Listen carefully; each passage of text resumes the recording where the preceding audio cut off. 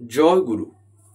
সামনেই আমরা সবাই জানি দুর্গাপূজা, আর কয়েকদিন পরেই মায়ের আগমন বলতে আমরা যা বুঝি দুর্গাপূজায়, বিশেষ করে তার কিছুদিন পরেই অর্থাৎ মহালয়া। তাই আজকে আমরা শ্রী শ্রী ঠাকুরের বলা এমন কিছু কথা জানবো, এমন কিছু কথা শুনবো যা এই মহালয়ায় কিংবা আমাদের এই দুর্গাপূজায় প্রত্যেকের, বিশেষ করে এই তিনটি কথা আমাদের কিন্তু মাথায় রাখা দরকার। আর এই তিনটি কথার মধ্যে তৃতীয় যে কথাটি অর্থাৎ থার্ড পয়েন্ট সেটা খুবই গুরুত্বপূর্ণ।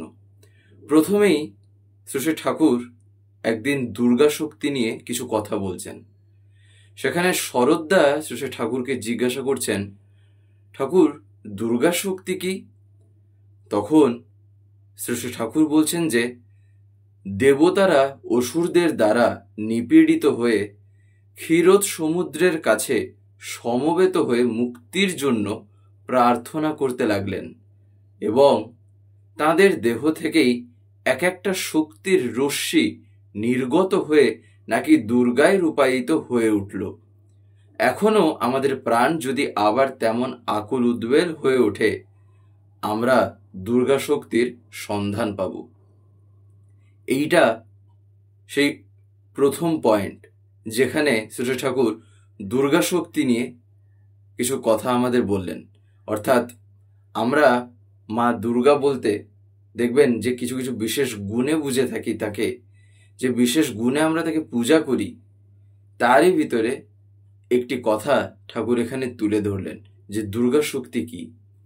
দ্বিতীয় যে পয়েন্টটি তা হলো আমরা যে মায়ের আরাধনা করব, এই করায় যে কথাটি মাথায় রাখা দরকার সেই বিষয়ে যদি আমরা লক্ষ্য করে দেখবেন আমরা যে বলি মহালয়া, এই মহালয়া শব্দের মধ্যেই দেখবেন যে জিনিসটি আছে তা কি না, এখানে মহান আলয়, এই দুটো শব্দের সমন্বয়ে এই মহালয়ার কথাটার মধ্যে তার ভাবনাটা কিছুটা প্রকাশ পেয়েছে।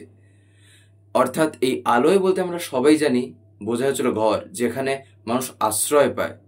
আর মহা মানে কি, ওই মহান, অর্থাৎ এমনই একটা আশ্রয়স্থল যেটা খুবই মহান। তাই মায়ের আগমনে, মায়ের কোলে যখন তার সন্তান যখন আশ্রয় নেয়, তাহলে সেটা তো এমনিই মহান হয়ে ওঠে। তাহলে তিনি যখন আসছেন, তাহলে তিনি বাস্তবে যে কে, দেবী দুর্গা যে আমরা বলি, মা দুর্গা যে বলি, তাহলে তিনি কে, এই কথাগুলির ভিতর দিয়েই বোঝা যায়। এইবারে শেষ যে পয়েন্টটি, তৃতীয় যে পয়েন্ট, সেই সম্বন্ধে কিছু কথা যা আমাদের জানা দরকার। শ্রী ঠাকুর একটা কথা বলতেন যে আমরা জীবনে যাই করি না কেন, আমাদের চরিত্রে যদি তিনি না মূর্ত হয়ে ওঠেন, তাহলে সব করাই কিন্তু শেষে মনে হবে কিছুই করা হলো না। তাই আমি মা দুর্গার যখন আরাধনা করছি, দেবী দুর্গার যখন আমি আরাধনা করছি, তাহলে মা দুর্গা, আমরা সবাই কি জানি, মা মানে শক্তি স্বরূপা। তাই তার যে গুণগুলি নিয়ে তিনি মা দুর্গা, সেই গুণগুলি যেন আমার মধ্যেও ফুটে ওঠে, দিলেই না তার পূজা করাটা সার্থক হয়। এই কথাটা তাই মাথায় রাখা দরকার। আমি প্রত্যেকের জন্য তার শ্রীচরণে সুস্থ স্বাস্থ্য সুদীর্ঘ ও ইষ্টোচ্ছল জীবন প্রার্থনা করে আজকের এই আলোচনাটি এখানেই শেষ করছি। জয় গুরু।